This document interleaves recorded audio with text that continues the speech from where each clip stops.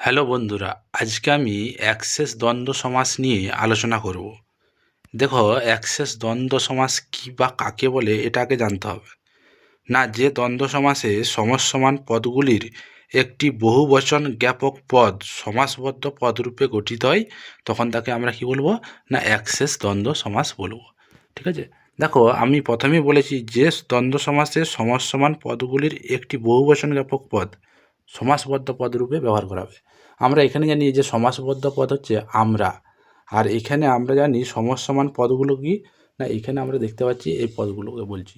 ঠিক আছে, তাহলে আমরা বলছি যে দ্বন্দ্ব সমাস সমসমান পদগুলির একটি বহুবচন পদ আছে। এখানে বহুবচন বলতে আমরা জানি তুমি, আমি, সে আছে, তাই তো? তাহলে তুমি, আমি ও সে সমান হচ্ছে কি না আমরা। এটাকে আমরা কি বলবো? না, অ্যাক্সেস দ্বন্দ্ব সমাস বলবো। আবার রয়েছে আরও উদাহরণ দেওয়া রয়েছে তুমি, সে ও আরও অনেকে আছে, সেটা আমরা বলতে পারি কি না তোমরা। এই রকমভাবে খুব সহজেই আমরা অ্যাক্সেস দ্বন্দ্ব সমাস বুঝে নিতে পারি।